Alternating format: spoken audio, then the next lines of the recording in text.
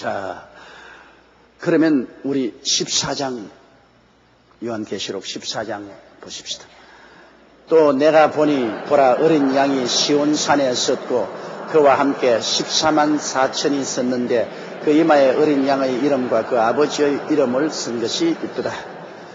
자, 여기 땅 위에서는 이 용과 적그리스도와 거짓 선지자가 삼위일체가 되어서 어마어마하게 세계를 그냥 소나기에 넣고 지배를 하는데, 그런데 후 3년 반에 보니까 전 3년 반에 지상에서 하나님께로부터 인마짐을 머리에 인치심을 받아서 열심히 전도한 14만 4천인이 이제는 하늘나라의 시온산에 있습니다.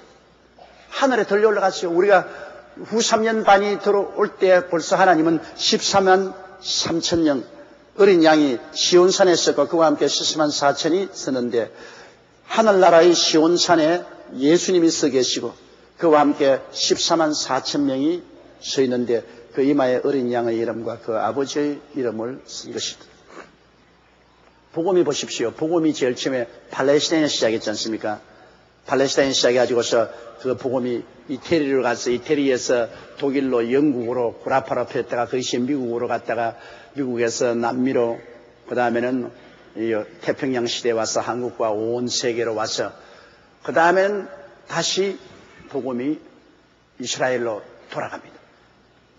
그렇기 때문에 14만 4천이라는 것은 제일 처음에 12제자가 복음을 출발한 것이 세계를 돌아가지고서 마지막 또 유대인 중에 14만 4천인 전도자들이 복음을 증거함으로 복음 증거의 세기를 끝마치는 것입니다.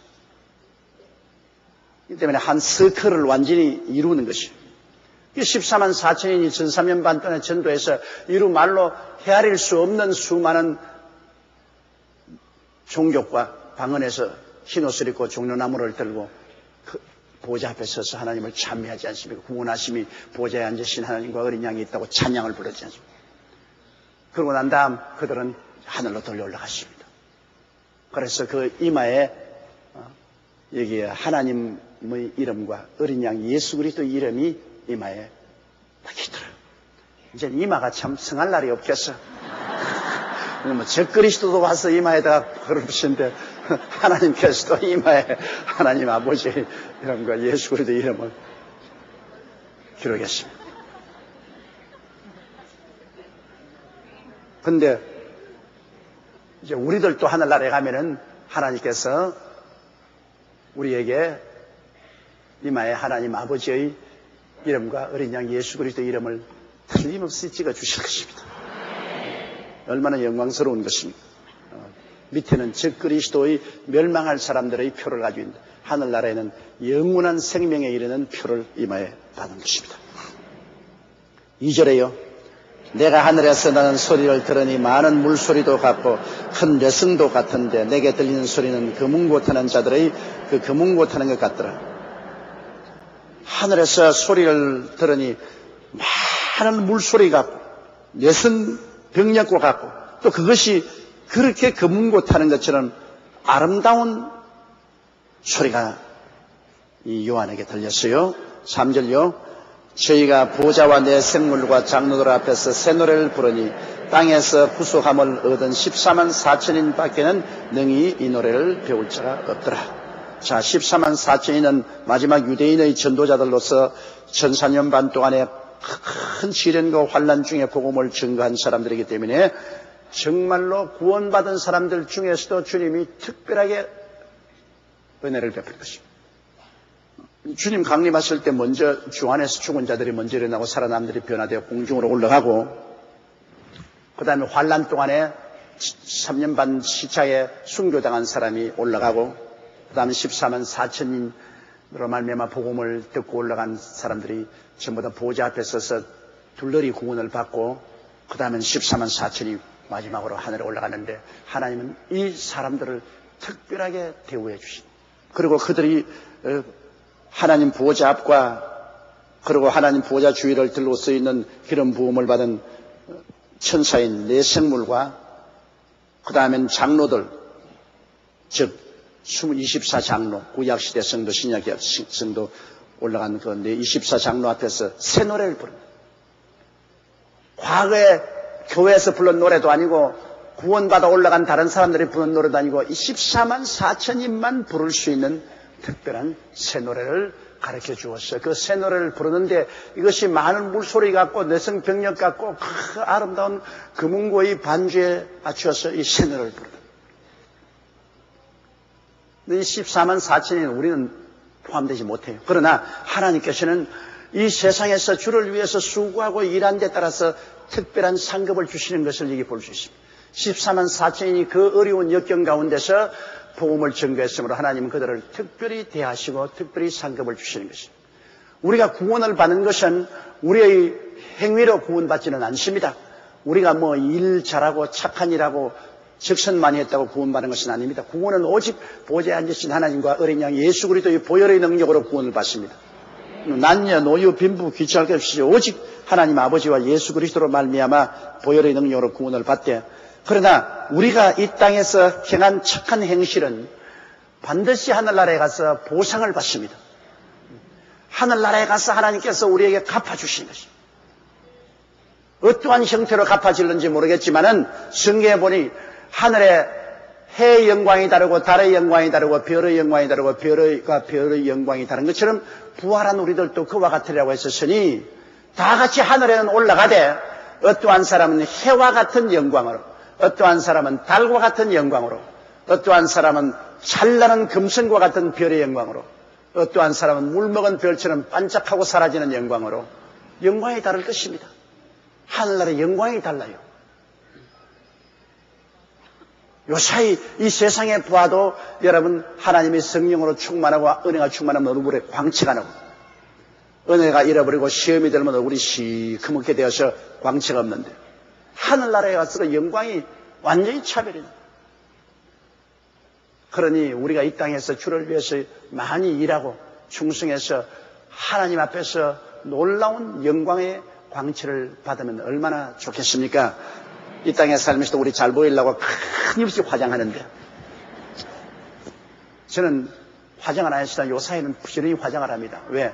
나이를 먹으니까 나이 먹은 것을 보여주기 싫었어. 그래서 스킨도 갖다 칠하고 그냥 로션도 바르고 그냥 크림도 바르고 그냥 내 손에 잡히는 화장품은 다 갖다 발라요. 그냥.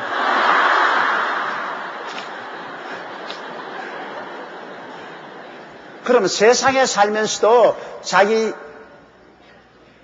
이미지 때문에 뭐 남보라 하는 거 아닙니다. 자기가 싫으니까, 자기가 주름살 나고 자기가 못난 것, 자기가 싫으니까 화장하는 것, 남 보기 위해서 하는 것보다 자기 때문에 하는 겁니다. 자기가 아주 젊고 아름답게 보이는 것이 좋지 않아요. 그런데 하늘나라에 올라가서 하나님이 영광을 받는데 해와 같은 영광을 받았는데 그 얼마나 만족스럽겠습니까? 달과 같은 별과 또 별과 사이. 그러므로 우리가 이 땅에 사는 동안에 주를 위해서 많은 일을 하는 것이 좋습니다. 그 중에 가장 큰 영광이 영혼을 구원하는 일이 가장 큰 영광을 받습니다. 많은 사람을 의롭게 그리스도를 믿고 구원받게 한 사람은 하늘에 해와 같이 빛날 것입니다. 전도가 제일 큰 상입니다, 여러분. 다른 모든 봉사도 상이 있지만은 전도만큼 큰 상을 받을 수는 없습니다. 이렇기 때문에 여러분께서 이 땅에 사는 동안 열심히 그리스도를 전도해서 마귀의 세상에서 하늘나라로 옮기는 일을 하시기 바랍니다. 자, 4절요. 이 사람들은 여자로 더불어 더럽히지 아니하고 정결이 있는 자라, 어린 양이 어디로 인도하든지 따라가는 자며 사람 가운데서 구속함을 받아 처음 익은 열매로 하나님과 어린 양에게 속한 자들이니. 자, 이 14만 4천인의 인격을 표준화해서 말하기를 이 사람들은 여자로 더불어 더럽히지 아니하고, 이것을 그럼 뭐 여자하고 살면 더러워진 사람이냐? 그런 거 아닙니다. 하나님께서 남자와 여자를 만드시고 남자가 그 부모를 떠나 여자와 연합하여 한 몸이 되리라고 했는데 여자와 같이 산다고 더러워질 리가 있어요. 여기 여자라는 것은 세상을 말하는 것입니다. 이 야고보서에 보면 세상을 사랑하는 여자들이요, 세상과 짝한 것이 하나님과 원수된 것을 알지 못하느냐, 그렇게 말했습니다.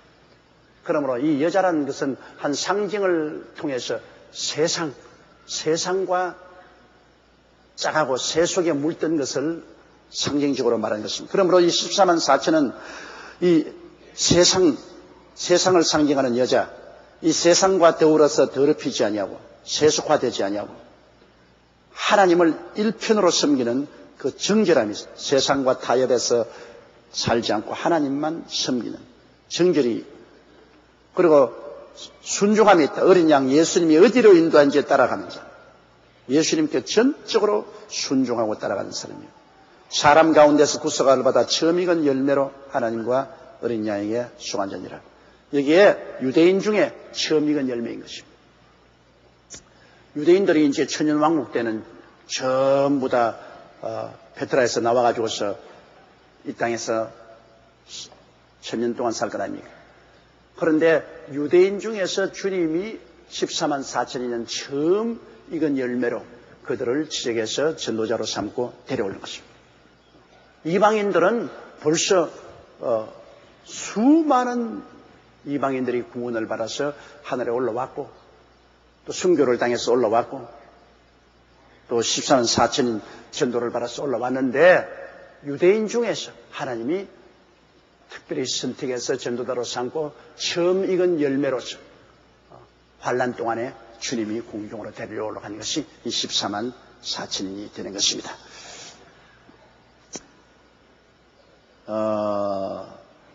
5절에요. 그 입에 거짓말이 없고 흠이 없는 자들이. 얼마나 좋은 칭찬입니까? 욥을 보고 하나님이 순전하고 온전하여 이런 사람이 없다고 말했는데 하나님께서 14만 4천인을 보시고 그 입에 거짓말이 없고 흠이 없는 자들이라고 말했습니다. 그만큼 좋은 사람들을 하나님이 선택을 하신 것입니다. 6절요. 또 보니 다른 천사가 공중에 날아가는데 땅에 거하는 자들 곧 여러 나라와 족속과 방언과 백성에게 전할 영원한 복음을 가졌더라. 여러분, 복음은 천사가 전할 것이 아닙니다. 복음은 사람에게 맡겼어요.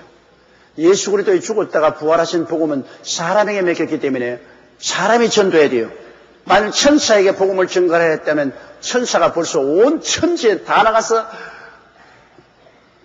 이 땅을 복음화했을지 모릅니다. 그러나 천사는 복음을 전거할 권한을 주지 못했습니다. 복음이란 영원히 죄 가운데 있는 사람들이 예수 그리스도의 보혈을 믿어서 구원받는 복음이기 때문에 사람만이 전할 수 있습니다. 천사는 사람이 아니기 때문에 복음의 의미를 모릅니다.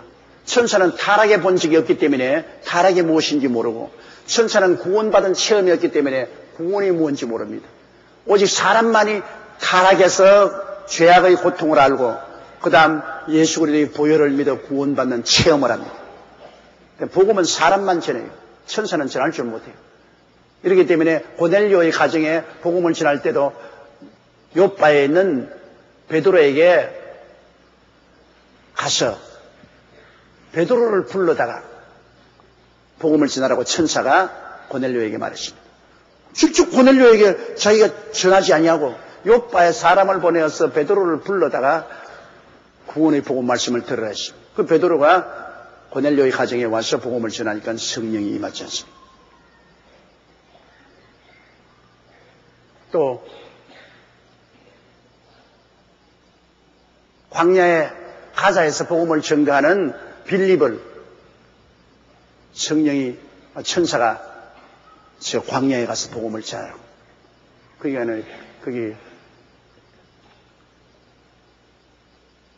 에티오피아의 간다라 왕의 재무장관이 마차를 타고 가는데 그게 올라가서 복음을 전하라고 했습니다. 그건 천사가 할 수 있는 일인데 꼭 빌립을 불러다 그랬습니다. 복음은 사람을 통해서 전하는 것입니다. 하나님은 여러분을 통해서 복음 전하지 천사를 통해서 복음 전하지 않습니다. 근데 여기는 보니까 천사가 하늘을 날아가면서 여러 나라와 족속과 방언과 백성에게 전할 영원한 복음을 하게 됐습니다. 이것은 우리 구원의 복음이 아니고 영원한 복음입니다. 구원의 복음이 아닙니다. 그럼 영원의 복음은 뭐냐? 이것은 심판의 복음인 것입니다. 이것은 구원하는 것이 아니라 천사가 경고성 복음입니다. 너희들 이제는 하나님의 마지막 심판이 올 것이라는 경고의 복음인 것입니다. 7절 보십니다. 그가 큰 음성으로 가로되 하나님을 두려워하며 그에게 영광을 돌리라. 이는 그의 심판하실 시간이 이르렀음이니 하늘과 땅과 바다와 물들의 근원을 만드신 이를 경배하라. 그러므로 이게 구원에 대한 말이 없습니다. 이제 너희들 하나님을 거역하고 반역하고 지나왔는데 이제 하나님을 경배하라. 하나님 심판의 때가 가까웠다. 이제는 이 땅에 하나님이 최후의 심판을 내릴 때가 가까웠다. 하나님을 두려워하고 경배하며 하나님을 심판을 기다려라. 이런 하나의 무서운 최후의 심판에 대한 경고의 말을 전하는 것입니다. 영원한 복음입니다. 이거는 구원의 복음이 아닙니다. 후 3년 반 동안에 이제 적그리스도가 통치하는 시간 동안에 마지막 이 경고의 말을 천사가 하늘로 날아가면서 모든 사람들에게 하셨다. 아마 그때는 아마 온 세계가 갑자기 하늘에서 병력 같은 소리로 천사가 날아가면서 너희는 하늘과 땅과 세계와 그 가운데 있는 모든 것을 지으신 하나님을 경배하라. 이제 하나님의 마지막 심판이 다가왔다. 이러한 소리를 천둥병력같이 듣게 될 것입니다.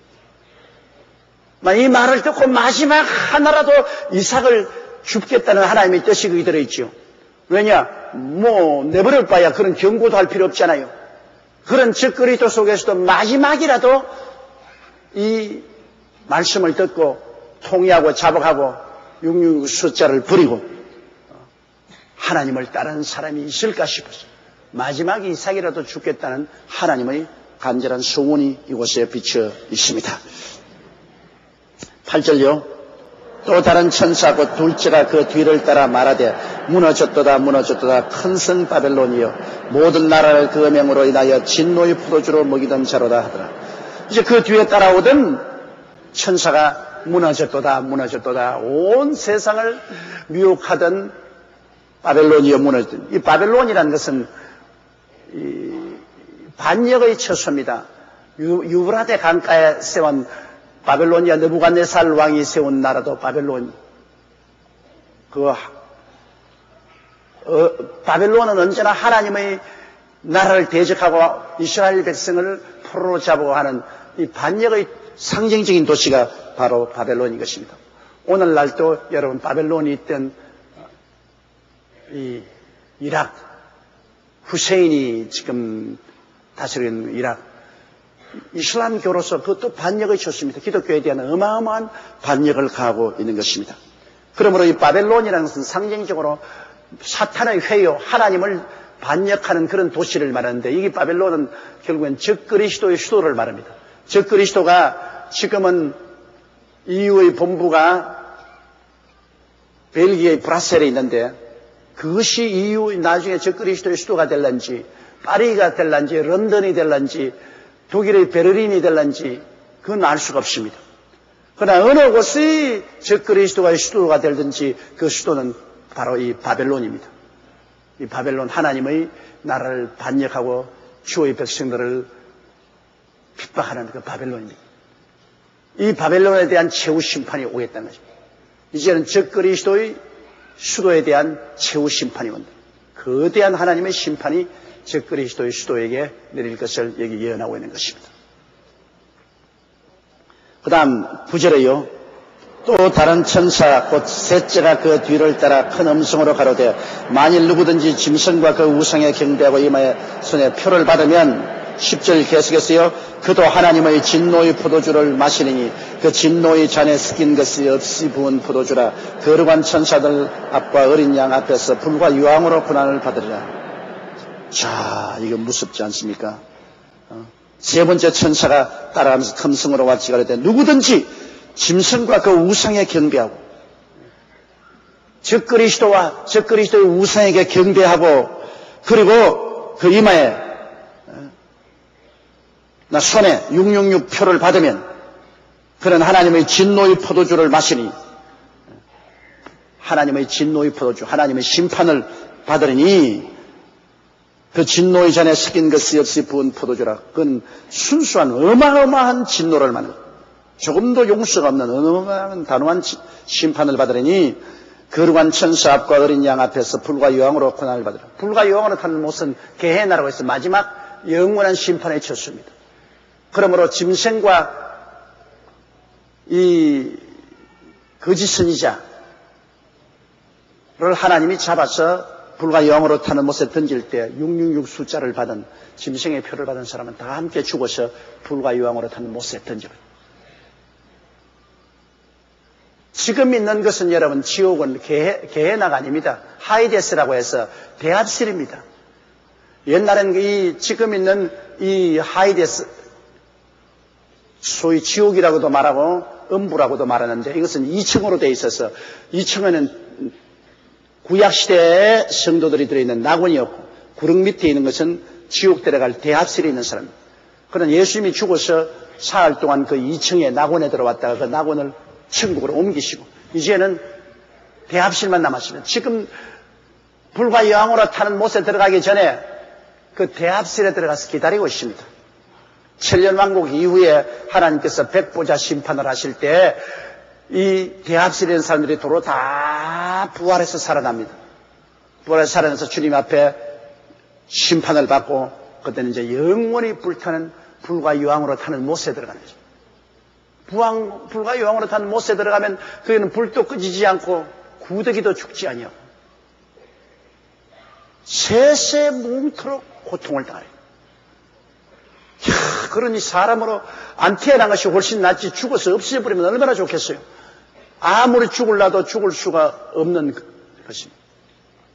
어느 사람이 보니까 환상 가운데 하나님이 그 미리 예고에 보여주는 예고편에 보니까 구더기가 몸에 파고 들어가는데 계속 뜯어내도 또 파고 들어가고 뜯어내도 온몸에 구더기가 막 몸에 먹는 그 불꽃 가운데서 구더기 뜯어낸다고 정신이 없더라. 아유, 그런데 절대 가지 말아야지. 여러분 중에 한 사람도 그런 데 가면 안 돼. 정말 예수님을 믿으면 지독히 믿으시라고요. 세상의 부귀영화 공명만 찾아서 가고 이 하나님의 경고를 받아들이지 않은 사람을 볼 때 마음이 너무나 안타깝습니다. 더구나 여러분 요사이 우리 자녀들 젊은 세대 이 세상의 물질과 세속에 취해가지고서 신앙 속에 깊이 들어오지 못하는 자녀들을 볼 때 마음에 안타깝기가 짝이 없습니다. 우리 부모들이 많이 기도해야 돼요. 많은 눈물로서 자녀들을 구출해야 되는 거죠. 또 많은 눈물로서 남편들을 주께로 인도해야 됩니다. 예수님이 십자가 걸며 유혹할 때 예루살렘의 딸들이 눈물을 흘리며 뒤에 따라니까 예루살렘의 딸들아 예루살렘의 딸들아 나를 위해 울지 말고 너와 내 가족을 위해서 우라고 그랬습니다.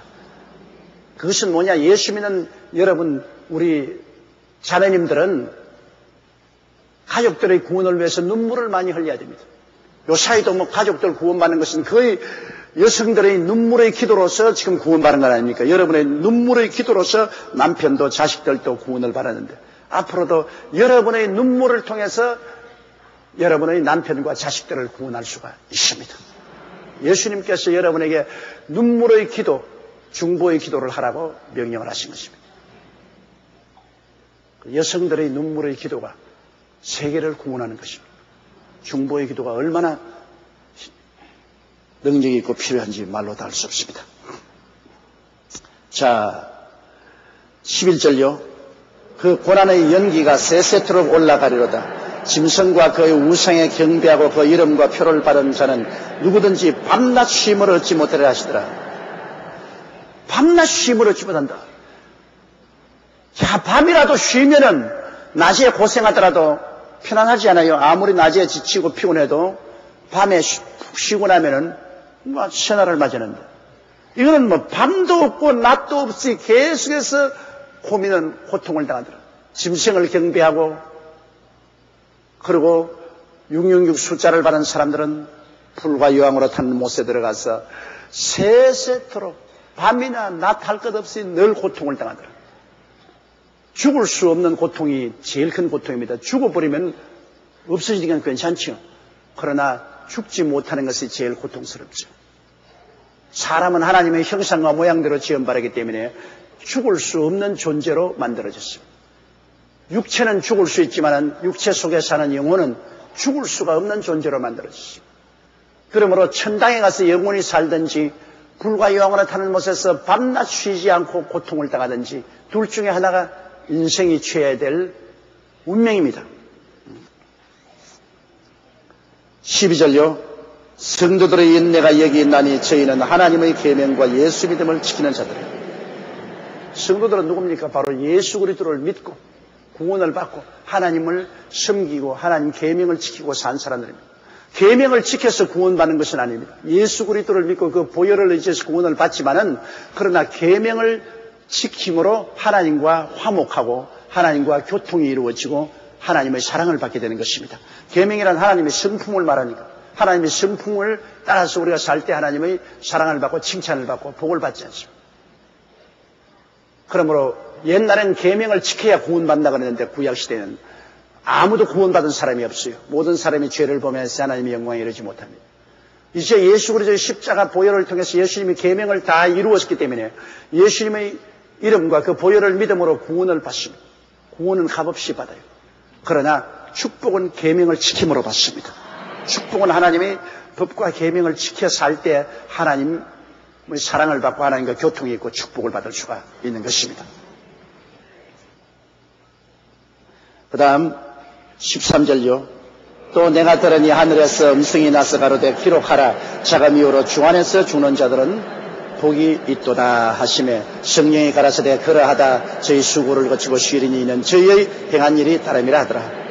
자금 이후로 옛날이나 오늘이나 예수 안에서 죽는 자들은 복이 있다.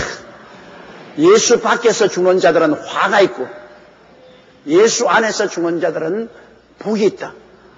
여러분 죽고 난 다음에 아무것도 없으면 무슨 복이 있어요? 죽고 난 다음에 그거 뭐 사라져버리면 그건 복도 아무것도 없죠. 복이 있는 것은 죽고 난 다음에도 내가 계속 있기 때문에 복이 있는 것입니다. 여러분. 이러므로 주 안에서 죽는 것은 육체가 죽는 것이요. 그 자신은 복을 누리기 위해서 하나님께로 나아가는 것입니다. 없어지는 것 아니에요. 없어지는 사람이 무슨 복이 있어요. 죽어도 영혼은 영원히 살기 때문에 예수 안에서 육체가 죽은 사람은 복이 있다. 그래서 성령이 말하기를 그러하다. 진짜다. 우리와 같이 성령이 이 말을 진짜다. 그러하다. 이제 세상에 눈물, 근심, 탄식, 고통, 괴로움의 수고를 다 거치고 쉬리니 이 세상에서 행한 일이 따름이라. 이 세상에서 주를 위해서 섬기는 모든 행한 일의 상급이 따른다는 것입니다. 죽은 사람이 무슨 아무것도 없으면 상급은 왜 받아요? 죽은 사람이 쉴 게 뭐가 있어요? 죽고 아무것도 없으면 쉴 필요도 없고 상급 받는 것도 없어요. 여기에는 주 안에서 죽는 자들이 복이 있다. 왜냐하면 그들이 이제는 쉬게 되고 이 세상의 수고, 근심, 염려, 걱정에서 쉬게 되고 상급이 따른다. 이 세상에서 행한 일대로 상급을 받을 것이라 그렇게 말씀을 하셨습니다.